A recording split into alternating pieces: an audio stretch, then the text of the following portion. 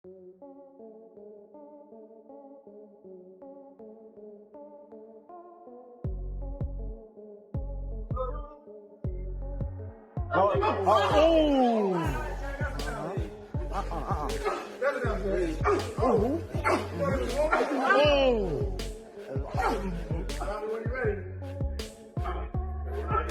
don't want to be involved with it, but I do respect the fact that it's going to do big numbers. It's just not boxing. And I don't think we should promote it as boxing. Recently leaked footage from Gervonta Davis's training camp shows him going head-to-head with sparring partners who are nearly heavyweight size as he prepares for his upcoming fight against Jake Paul. You touch, move your head, go, stop closing up, and let it go. Keep turning, step around. Keep turning.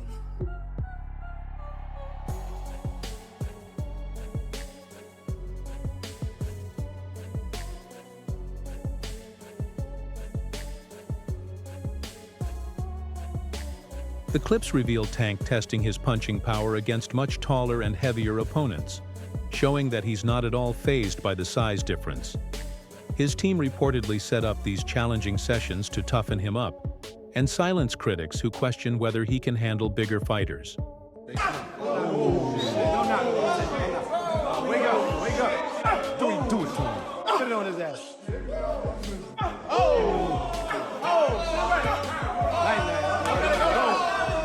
In recent weeks, Gervonta Davis has been sparring with noticeably larger fighters, power punchers and heavyweights, to build strength and improve his timing. These sessions highlight his growing confidence. He's not staying within his comfort zone or weight division.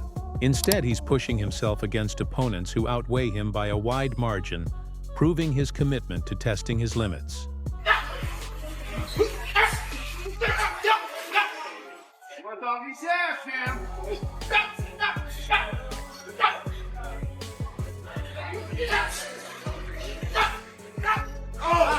Jake Paul has built his career by choosing fights that attract attention and spark debate. None of his matchups are random. Each one is carefully selected to give him some sort of edge while keeping fans guessing. Whether it's a gap in size, experience, or fighting style, Jake always finds a way to make the setup work in his favor, while maintaining a sense of risk. That balance between control and danger is what keeps people watching. Fans know he's strategic, but they also recognize the thrill that comes from seeing him face unpredictable opponents. Every fight feels like a calculated gamble, a mix of advantage and uncertainty that makes viewers wonder who will truly take charge when the bell rings. What's the key to having a fight that's exciting?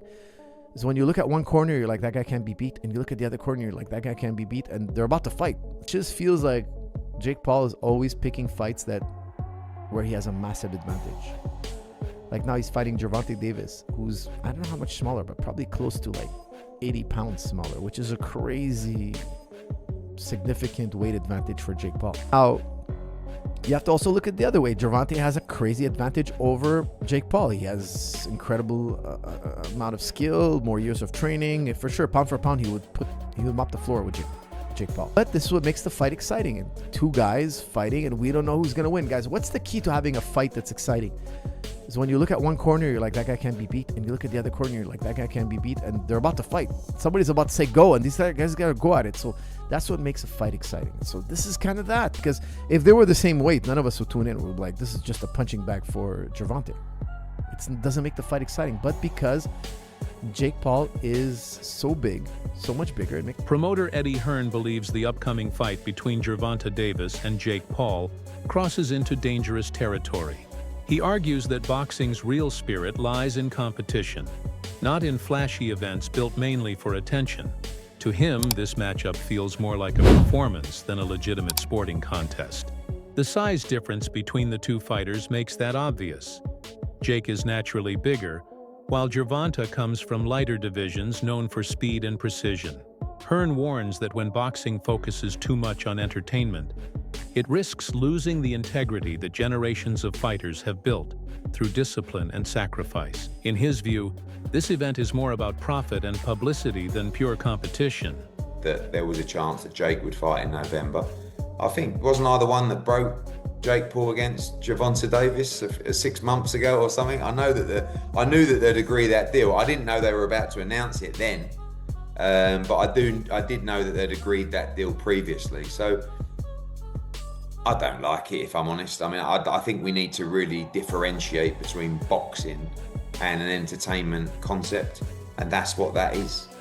It's a freak show, it's entertainment, it's a lightweight fighting a cruiserweight, you know, with, I don't know, is it bigger gloves and certain minutes per round? I don't know what it is, but, you know, I understand the market and I understand this freak show shock kind of the world mentality of people potentially tuning in. Is that a step too far? Maybe. I mean, I hated Jake Paul against Mike Tyson, but it did massive numbers. I hate Jake Paul against Gervonta Davis. It'll probably do massive numbers. So that's when you really have to differentiate yourself between, just because you don't like it doesn't mean it isn't going to do good business. However you want to be involved with it is another kettle of fish. I don't want to be involved with it, but I do respect the fact that it's going to do big numbers. It's just not boxing. And I don't think we should promote it as boxing. In the meantime, then, Eddie, where does that leave you with Anthony Joshua? Are you exploring other options for the end of this year, or are you still looking at that fight for the beginning? Yeah, no, we're not interested in the Jake Paul fight right now. After that, I mean, like, you know, we're not going to wait around till November. Is it November or December, whenever it is, and see how he gets on. I mean, if he gets chinned by Gervonta Davis, we can't exactly make the Anthony Joshua fight. Former champion Paulie Malignaggi takes a more practical view. He reminds fans that this shouldn't be mistaken for a serious professional bout. It's an exhibition. There's no betting, no ranking implications, and no long-term effect on either fighter's career. To him, it's simply a modern-day show meant to entertain, not a test of professional limits. Malignaggi's comments reflect the frustration of boxing purists who feel the sport is drifting towards spectacle instead of substance. But his honesty also points to the reality of today's business. Personality and promotion often carry more weight than belts and titles. When I watch it, I don't. I just think he's fighting opponents that, you know, are not with it anymore or are too small for him and whatnot. But in this situation, it is an exhibition. So you've got to keep in mind that this could be set up. This could be like WWE. This one could be set up. I don't know. I'm not saying it is, but this is not a sanctioned fight, champ. This is an exhibition. And an exhibition means you cannot bet on it. You cannot bet on the result. If you remember, this is why they changed the Mike Tyson fight from an exhibition to a real fight, because they realized, you know, an exhibition, you could stage it and they couldn't take bets on it. So this is an exhibition. There is no betting on it. So that means, I'm not saying people are going crazy with the opinions, who's going to win, who's going to lose. You don't know what size gloves they're going to wear. You don't even know if they're going to stage the whole thing, because this is something that, as an exhibition, it's not illegal to stage it. So I think this could be all kinds of crazy, wacky stuff. This is a bit of a circus, in my opinion. Who would you think should win that fight? Would you think that Davis should be able to get in there, even though the size did 100 pounds? Do you think he should be able to do it? If they don't stage it and don't kind of set up a sort of a mild sparring session, I'd say Davis has a chance. Depends on the size of the gloves. Because here's the thing, Jake is probably 100 pounds bigger than the guy. You know, that's a lot of weight, Carl. You know, you've been in a boxing ring, that still counts. And if you make the gloves small, Gervonta could technically hurt Jake even if he hits him. But the problem is, if the gloves are small, Jake could also hurt Gervonta, because Gervonta's so small. Gervonta's so much smaller than him. You know, so do you make the gloves big, and then really who's got an advantage? I don't know. You know, technically Gervonta's a lot better boxer, but he's so much smaller. I've stood next to Jake. Jake's a big guy. It's like I said, it's a bit of a circus freak show, and that's why I don't put it out of the question that this exhibition could be a bit staged in the ring. Wade Plemons, from the Wade Concept, describes Jake Paul as a master manipulator who knows how to use fame and ego as part of his strategy. Jake doesn't just fight physically. He plays mental games that pull opponents into his world. He knows how to build tension, provoke reactions, and turn every challenge into a viral moment. Wade explains that Jake lured Gervonta Davis into this matchup using fame, money, and the promise of massive financial reward, making it nearly impossible for Tank to turn down. Jake's confidence and marketing instincts transform each of his fights into a global spectacle. For him, victory isn't just about winning in the ring. It's about controlling the narrative before and after the fight. So I'm gonna, and again, Jake's only been boxing for 5, 6, 7 years now. It isn't necessarily far-fetched to try to have his own advantages when trying to fight other boxers that have been far more experienced than him. But this one's a little too much, right? This one is crazy because of the massive weight difference. It doesn't make a ton of sense. But again, as far as a sport fight is concerned, I wanna make sure I make that clear. Again, this is not me hating on it, because I do think that both guys have been very upfront with what they're doing in this fight and what their goals are with these kind of events. But the narrative Jake's trying to create as if this is like proving anything for him fighting a real fighter when Gervonta is so much smaller than he is. It'll prove something in the fact that Jake is willing to put on great events, but it won't prove anything to the people that are asking him to fight a real fighter. I will say though, if Jake goes out and flatlines Gervonta, the casual audience that will say Gervonta smokes Jake completely and utterly, like it wouldn't even be close, that will change their minds a little bit. Not the people that know boxing, but the people that are going to watch this, the casual viewers that know the name Gervonta Davis and know the name Jake Paul. If he is to compete with Gervonta at all or look good in that fight, people will in some way accept that. Or they'll do the other thing where they just say the fight's rigged, which has never been the case, but you get what I'm saying. What Jake is doing is trying to convince a casual audience that he belongs in the ring with bigger names. If he's able to hurt Gervonta at all, that might actually do it. Despite all the noise surrounding the event, Gervonta Davis is treating this as a serious mission. Sources from his camp describe him as laser-focused, disciplined, and fully prepared. His sparring partners have been noticeably larger, showing his commitment to taking on this physical challenge directly. At press events, observers have noted his calm demeanor and sharp focus. He isn't distracted by the media circus. For Davis, this fight isn't about fame. It's about proving that skill and precision can overcome size and hype. It's deeply personal to him, a chance to defend boxing's technical roots in a matchup designed to test his limits both physically and mentally.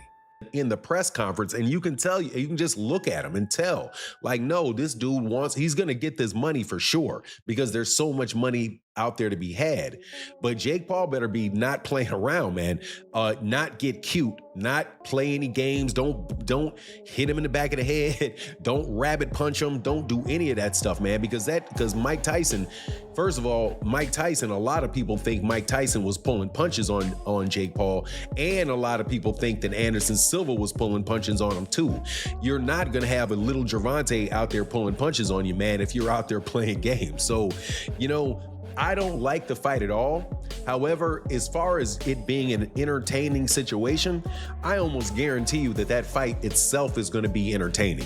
That it's going to be something that you look at and you're going to say, man, everybody's going to watch it. Everybody's going to want to know what happens in it. But at the same time, it's kind of like what people think, when you see a car crash, like you're driving down the road and all of a sudden the traffic gets heavy and you're like, man, I'm going to be in traffic for a long time. And then you drive forward a little bit and then you see, oh man, this is some accident on the other side of the road and everybody just slowing down to watch. That's the type of entertainment that you can expect from this fight between Gervonta Davis and Jake Paul. There's going to be a lot of people watching it, but I gotta say, man, you really can't blame the guy on what he's doing. And there's a lot of criticism flying on Gervonta Davis. It's not Gervonta Davis's fault that boxing took this turn. This turn of these exhibition fights and people not caring about the belts and all. The fight has split the boxing community. Some fans see it as disrespectful to the sport's integrity, while others view it as an opportunity to modernize boxing and attract new audiences. Supporters of Davis believe this is his chance to expose the difference between a real fighter and an entertainer. Meanwhile, Jake Paul's fans argue that he's revitalizing interest in a sport that has struggled to keep younger viewers engaged. This clash of opinions reflects a generational divide between those who value boxing as an art and those who see it as entertainment. Regardless of the debate, one thing is clear. Jake Paul has once again succeeded in making everyone talk about him. And number 3, the retirement. I mean, the backlash is just what people do nowadays. That's just, you give somebody a keyboard, you give them a phone, and they able to hide their face. Yeah, they gonna have a field day. The backlash I get, I understand. Would you say number 2, not fight Shakur? Yeah, he's saying he'll never fight Shakur. That he ain't gonna do him no favors. the hand gonna help him make no money because Shakur broke or something like that. Something along those lines. Yeah, I don't get all that. That's, you know what I mean? That's against the game. Like, you know what I mean? You at least owe that fight for the game. You know what I mean? You owe the rematch with Lamont for the game. But you owe Shakur for the game just because of the two style matchups. You know what I mean? But if he feel like he don't gotta fight him, guess what? We can't sit here and just go crazy about it. But it is kind of crazy. It is kind of corny. You know what I'm saying? If he not gonna fight Shakur, and if he's standing on it like, I'm not ever gonna fight you, I'm not doing you no favors. And all right. But then again, you know what? I don't know what them guys got going on. I don't know what they've been through personally. You know what I'm saying? But would I love to see that fight? Hell yeah, I would love to see that fight. And then number 3, you said what? You said retirement. The retirement. Oh, boxing. Boxing. They're around. They're around. It's always gloves around. It's on you. It's on you. I'm chilling. You all right? Yeah, get with me. I know. How you feel? Darkskin boy. That's my man. The retirement is like he done a lot in his career, right? Not everything, but he done a lot. What people don't understand is his business is a lot. This whole experience is a lot. The shit these fighters go through is hard to explain. It's hard to explain because people, they can't see it, so they can't understand it. But it's stressful to the fighters because they coming from just getting ready to fight in the amateurs, being prepared, going out there, win, get it done, celebrate. All right, we back to the next camp. To now, marketing. You're talking about marketing. You're talking about lawyers. You're talking about all this shit that you just never imagined. You like, why do I have to deal with all this? The outcome of this fight could shape boxing's future. If Jake Paul wins, it could open the door for more influencer versus boxer events, where star power outweighs rankings. Such fights might attract huge attention, but could also push true champions out of the spotlight. On the other hand, if Gervonta Davis wins convincingly, it could restore faith in traditional boxing and remind the world that skill and experience still matter more than marketing. This fight is more than just two men in a ring. It's a battle over what direction boxing should take. One rooted in discipline and honor, or one built on fame and showmanship. Even with all the criticism, millions of fans can't wait to see how it unfolds. Traditional boxing has often been seen as slow and predictable, while Jake Paul's fights are the exact opposite. Fast, chaotic, and full of surprises. People may criticize him, but they always watch. His approach breaks the rules, creating moments that trend across the world. Every punch feels dangerous. Every round feels uncertain. Love him or hate him, Jake keeps audiences glued to the screen. Even those who claim to despise this kind of entertainment can't seem to look away. The purists hate it, the algorithm loves it, and both will watch. It's not just who wins, it's what wins. Will the entertainment value or the ring IQ come out on top? Because if Tank dominates, the meme dies. Jake Paul survives or hits it big, we see new rules are going to be written in real time. Me, you, maybe everyone at some point has been that bigger guy thinking that I'll just bully him. Jab, slip, liver shot, sat me down real nicely. Size helped until it didn't. All I'm saying is let's not dismiss something because it looks weird. Many fights get decided by the details. Feet before fists, timing before muscle, discipline before clout. Look, Tank wins if he stays Tank. He's built on patience, traps, explosive counters. That's hell for a tall guy who gets eager. Jake's long jab is the gate, but Tank's head movement is the key. Once he times it, the door's getting open and the furniture is going to get rearranged. Think locksmith versus padlock. Big padlock looks scary until the right tool clicks once. Jake throws that overhand like he's bowling with the shoulder. Effective, you know. The matchup between Gervonta Davis and Jake Paul challenges the very definition of real boxing. It doesn't follow the traditional path of earning rankings or fighting mandatory contenders. Instead, it sits somewhere between a true sporting competition and a global show. Traditionalists argue that these types of events damage the sport's credibility, while others believe they keep it alive in today's social media world. What makes this fight unusual is that both men are still in their prime. Exhibition matches usually feature retired legends, but here, both fighters are still building their careers. That's what makes this clash so unique. It blurs the line between competition and entertainment. This fight isn't just about power or skill, it's about identity. Gervonta Davis represents the disciplined, old-school fighter who earned his place through years of hard work and focus. Jake Paul, on the other hand, represents the new-age showman who built his fame through business savvy and personality. Both have influence, but only one approach will shape the future of boxing. If Davis wins, it might remind the world why real boxing technique and dedication still matter most. It's like this with fighters pretty much in their prime. But other than the size mismatch, most people are wondering why has Tank taken this fight? And those were the first questions targeted to Tank in this presser. Because usually these sorts of bouts are relegated to the latter part of your career.